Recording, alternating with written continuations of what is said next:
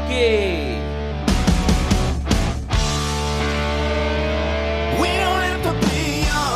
Hey everyone, it's Steve from Experience Milwaukee. In this episode, I sit down with Jockey's President and Chief Operating Officer, Mark Fedyk. Recorded live at the brand new Kenosha Innovation Neighborhood, this episode delivers an inspiring look at how one of Wisconsin's long-standing brands continues to innovate like a startup. Mark breaks down how Jockey defines innovation not just as a process, but as a mindset woven into its nearly 150-year DNA. From routine updates to disruptive and even radical innovation, the company keeps close to its customers through data, insights, and an enduring human touch. This conversation is both humorous yet insightful, exploring how a heritage brand stays fresh, relevant, and ready for what's next. Experience Milwaukee is presented by Habush Habush Rottier, Visit Milwaukee, the Milwaukee Admirals, nvisia, Summerfest, and Crescent 9 THC Seltzers, and our official beer partner is New Barons Brewing Cooperative. Thanks for listening. Love you, Milwaukee. Thanks for Houston. Where's Kelly's runner somewhere? Just to really appreciate the opportunity. This is my first time here. Super impressed by everything. You turn that corner over there and you see this high-rise innovation center, which is amazing, way better even than the photos I've seen. And was able to talk with Mark a little bit about all of this and last week, and super excited to share more of the innovation story at Jockey. Let me give a bit of a background. Experience Milwaukee started, like all good podcasts do, in my basement in 2018, and focused on a couple of things. One, to tell the stories of the people, places, and events more culturally of Milwaukee, and two, to get free beer. Like, let's just be honest, that was probably the main purpose. We've been super successful at both, thankfully, and but always throughout the podcast. And I've got a business partner and co-host, Adam Darris, who just loves telling stories at bars and restaurants and our artists. But always throughout the podcast, I'd shove in or sneak in topics and content around business and technology and innovation, because that's where my heart is. And so, and also with Jockey in general, huge fan of Jockey today. So, as we continue to move and evolve into the innovation space for content, this is a great kind of kickoff for us to, and you notice Adam's not here to stop me from doing this, which he normally might try. But Mark, we do a thing, Adam and I do this thing where I say, "Hey, Adam," and he says, "Hey, Steve." And so I think we should start the show. Okay. Because we are recording the podcast here with, "Hey, Mark." "Hey, Steve." Let's hear it. Let's hear it from Mark. Come on now. All right. "Hey, Steve." That was, yes. "Boxers or briefs?" Yes. Or you set me up for the perfect Kramer comeback. Nope. Seinfeld fans I was at. Yeah. Clifton, you're not a Seinfeld fan. That's all right. We'll still be friends. So I have, you don't want to see the drawers at home full of Jockey. So I go way back with Jockey. I've always loved the brand. And for an older guy like me, that means the company must have been around for a while. Always kind of evolving in not just like maybe materials but go-to-market strategies and how it you position the products to customers. And I'm sure there's a whole lot more we're going to get into around that, but how do you, I guess I've been around a lot of companies, a lot of leaders, and Mark, how do you, in an older company, and we were talking about 150 years coming up, how do you maintain an innovative mindset in an organization? Right. Yeah. Well, first of all, I appreciate how you've asked the question. Sure. And I'll start with, how we define innovation, right? For us, innovation is about taking an idea and turning it into a solution or a product, but generally that product should have a purpose, and that's some type of solution. But we think about innovation a couple of different ways. We kind of classified into three things: routine innovation, disruptive innovation, and radical innovation. So for us, routine innovation, it's adding features or benefits, what you might consider a line extension to a product. And that's pretty much an ongoing thing. I think disruptive innovation really meaning great new features, benefits that people hadn't thought about. But for your existing marketplace, and radical innovation. I've never heard a company use the term radical and innovation together ever. Really? Ever. Oh. That is amazing. We should trademark that. Yes. I've already walked you over. We're sitting here. No, but I think you have to, people think about innovation a lot of different ways. And I think it's important to think about it. There's a scale, right? And I think you have to think about disruptive and radical innovation very intentionally. And you think about opening up new markets with completely new ideas.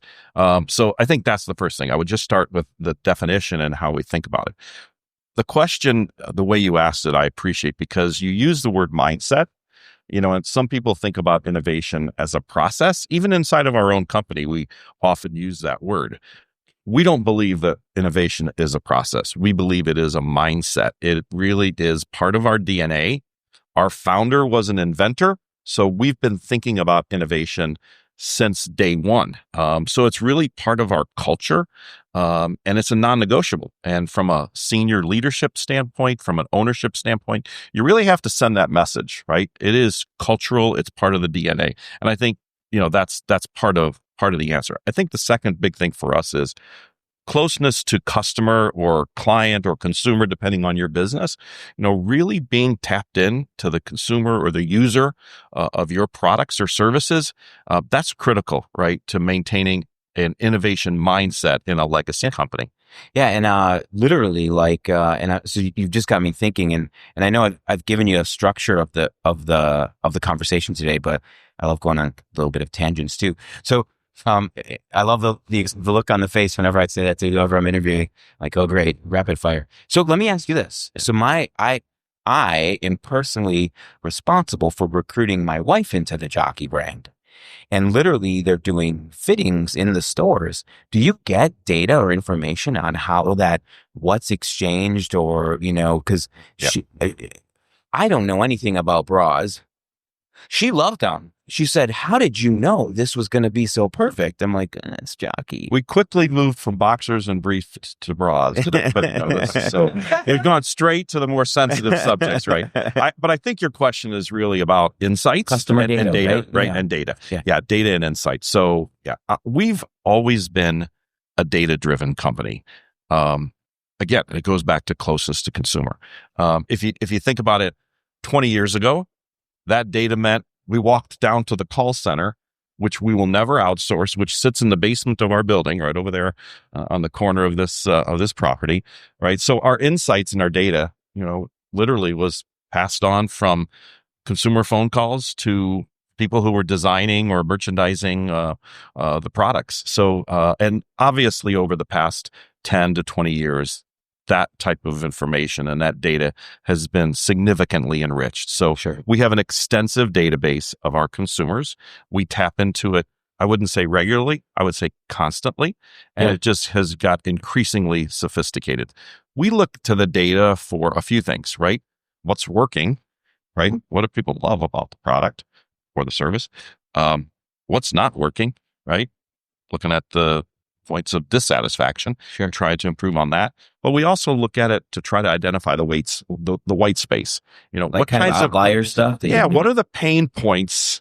I guess probably shouldn't be using that term when you talk about underwear, but right. But what are the opportunities the pain points that consumers are thinking about or complaining about in the use of your product or service, or that they may be thinking about, or that they're not thinking about, right? So we really tap into those data insights extensively. So you're kind of like my phone, Jockey's always listening.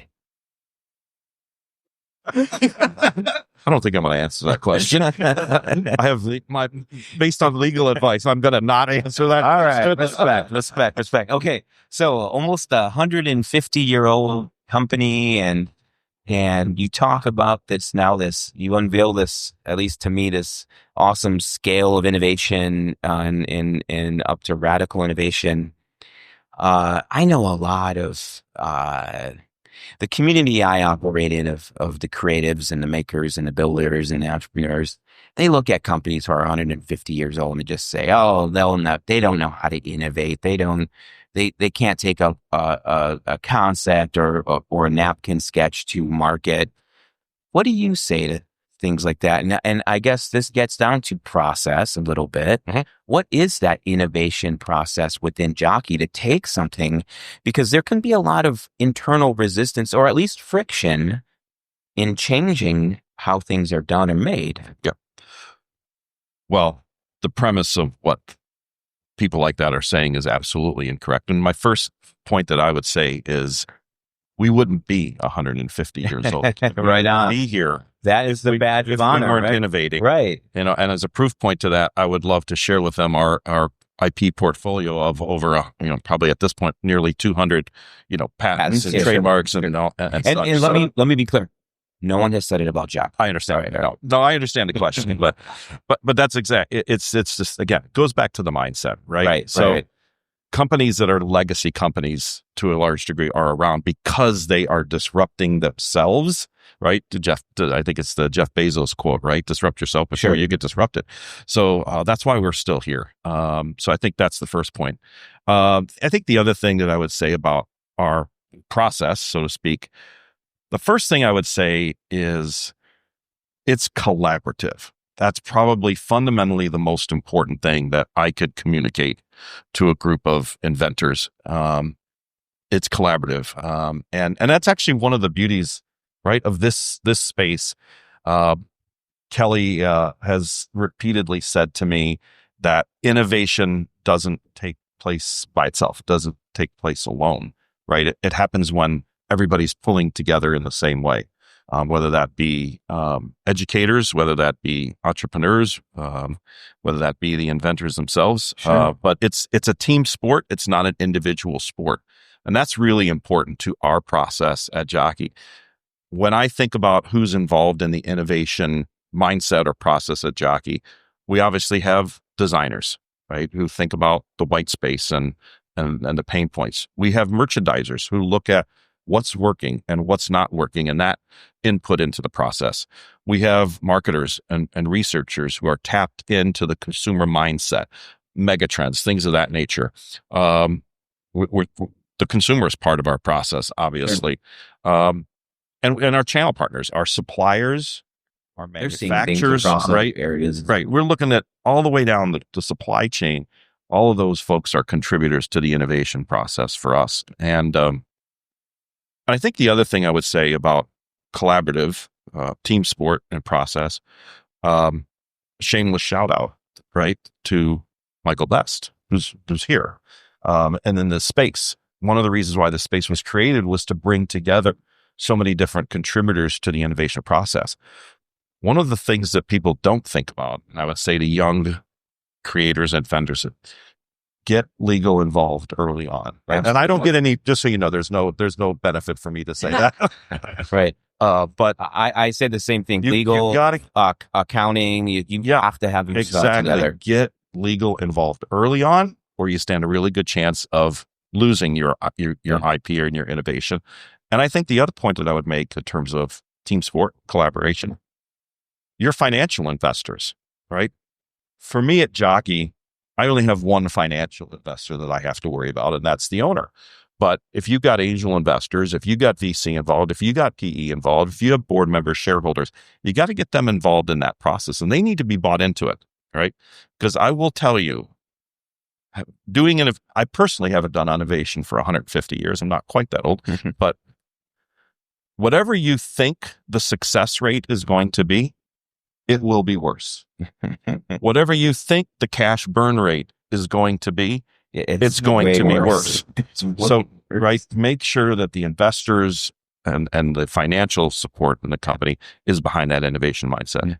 So what you were saying is innovation ain't easy. Innovation ain't easy. Oh, it's not. But it's fun. It's awfully fun. All right. So you're saying this stuff and all the sort of the the participants in innovation at Jockey. And so you have me thinking, and we're in this beautiful space.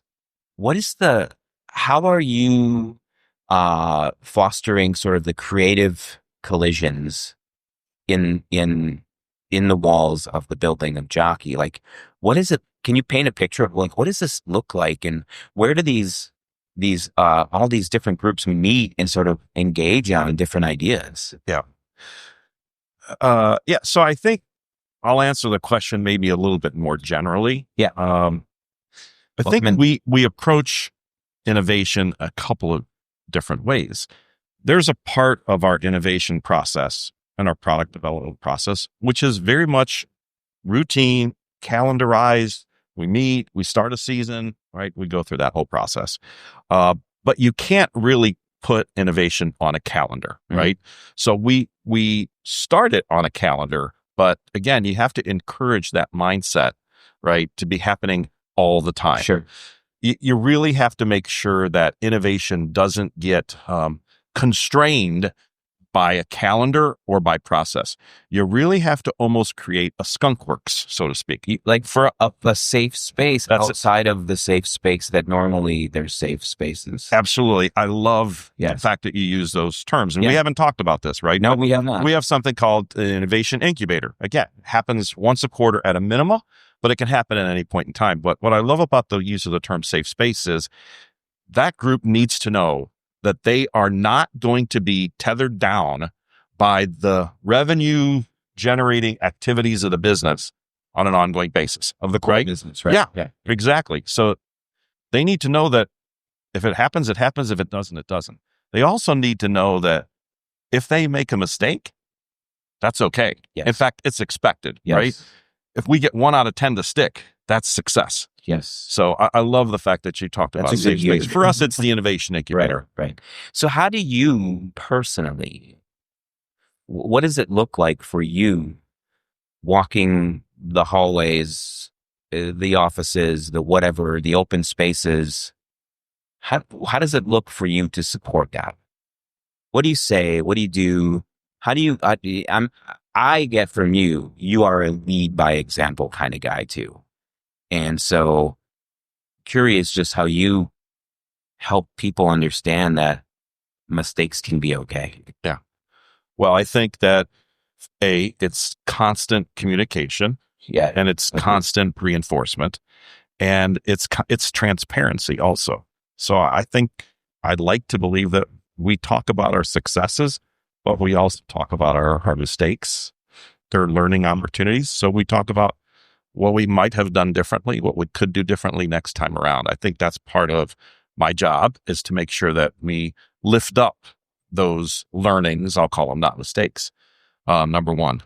I think the second part of my job as a leader, or anybody's job as a leader of an innovative business, is, you didn't ask this question exactly, but if you think about one of the greatest challenges to innovation, I call it the tyranny of the present, right? You have to go out to the future and look at things and come back. Right. Well, yes, but I actually don't. I need to make sure they do. The biggest thing I can do for them is to make sure that they're not weighed down by those things that happen every day. Those, challenges that happen every day, whether it be a product quality problem, a service issue, whatever, right? But we need to protect the innovators from the tyranny of the present. We need to make sure that they're not distracted by what's happening today.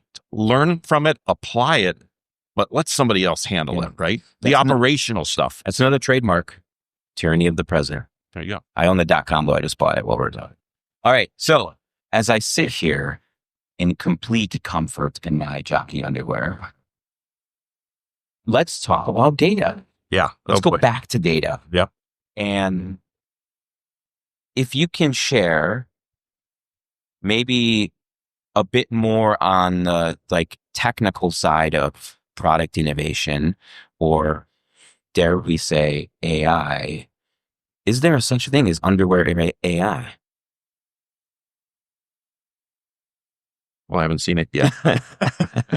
But my point is, using these emerging tools to drive innovation and product development. Yeah, we're using some of those tools already, and obviously that's only going to proliferate into the future. So we already talked a little bit about data, and the opportunity that data provides us with informing us where opportunities are. I think what happens next, and the application of AI or whatever, beyond insights, I think what we're going to see is the improvement in speed to market. That's really where things are going to start happening. That's really cool. We already are using tools like 3D design.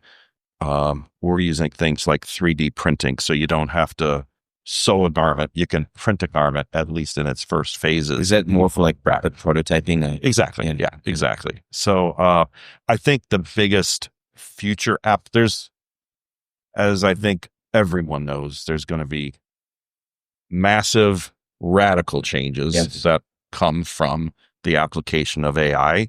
But I think one of the biggest things we see is it's really going to speed the time to market, which is obviously great for the consumer, and the people who master it obviously will benefit, from that, from a standpoint of the valuation and the importance of those companies.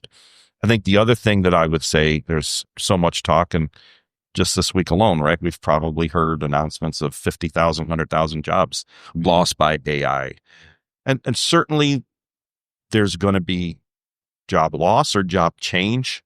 But I think one of the things that we're grounded in is where the beauty occurs with AI is when you pair AI with the human spirit, right? If you can it goes back to the tyranny of the present and the distractions and the administration and all that. When you take the AI and you put that in the hands of people who've been with your company and have known your consumers for 10, 20, 30 years, that's where the magic happens, right? It's pairing. That doesn't mean that jobs aren't going to change. They will, right? But to think about our workforce being replaced by robots, I don't think so, right? Maybe picking and packing and shipping the underwear, but it just means different jobs will occur, right? Yeah. But I think for us, that's fundamental. It's pairing AI with the human spirit. Do you love that you make something physical, that you make a physical product that people buy and wear and love? Do you like it versus a digital or a software, a SaaS, whatever? Do you love that? On most days. Okay. Not all. All right, we'll leave it at that. Okay, so I have one last one for you. We're in this beautiful space. What is the why for Jockey to put the support you've put into this building, which is really just a physical manifestation of spirit, of history here in this community and where things can go. What's the why for Jockey? Well, thanks for ending with that question. I had some notes because we had limited time and I want to make sure I hit all the important points. I don't need to look at my notes for this one. All right. Yeah. Right on. So, no, for us, I go back to where I started this conversation. We were founded 150 years ago next year by a minister. And our company was founded on a principle of caring for families and caring for communities. So it is part of our DNA to be embedded in the community and to invest in the future of the community. That's just who we are. It's part of our culture. It's how you've grown up. It's just part of our culture. To be a young 150. Yeah, exactly. So it wasn't even a question as to whether or not we were going to get involved here. So to be able to invest in the future of the community, right? We have been blessed by this community. We've been here 120 out of the 150 years. So its residents, its leaders, the community as a whole is why we're still here. So for us to be able to give back to Kin, which has the opportunity to create a place for entrepreneurs and innovators to come together, where upskilling and education can happen, where 21st century jobs can be created. Yeah. It actually wasn't really even a decision for us. I will also maybe say, when you think about that company there, and the ownership of our company. Really, it's about our owners. For us, the mission is more important than the money. And no matter how big we get, no matter how much we grow, I can tell you what our owner will do. She will take that growth and she will invest it in impacting people, families, kids, and communities, right? You're never going to see any private jets. I can assure you of that, right? And if she were here, she would tell you that. And anybody that you know that knows Jockey would tell you this. But we've been investing in this community for a long time. And for us, mission's more important than money. The people are more important than the profits. So that's why we're involved. Love it, Mark. I'm never going to feel more comfortable in putting my Jockey under everyone than I feel right now and in the future of knowing all of that. So let's hear it from Mark. What a great story. Thank you for sharing that. And we're going to bring it over to Kelly here for some closing statements. Thank you, guys. This is awesome. Thank you all for coming out this morning. I'm super excited. I feel like we all got just a little too intimate with Steve and this has been fun. At least it wasn't showing. When you're in this business, it happens. Call me in underwear. That's what we should have called it. All right. So thank you, Mark. Mark, we know you were insanely busy, so thank you for giving us your time. Enjoy some coffee over donuts from Paya's, and then we've got some nice tumblers if you'd like to take one home with you and become an ambassador for the Kenosha Innovation Neighborhood and bring your friends to our next event. Check out our events page. We've got more events coming. There's a great event tonight. Carthage College is having a stinger in this evening about 6 o'clock, I think. It should pop up on the screen. So thank you all for being here, Steve. Thanks for being here. Yeah, you guys are going to hang out and network for a little bit. Oh, there it is. There he is. Gary Keller. All right. He's going to be here at 6 o'clock. That's right. And we're hanging here. Get a chance to talk to Mark, talk to Steve. Yeah. Appreciate you being here. Thank you. Part of the ecosystem. Yeah, thank you very much. And congratulations. Great job. Thanks, man. Appreciate it. Yeah, thank you. Of course. Stuff else. Yep. All right. Good. Yeah.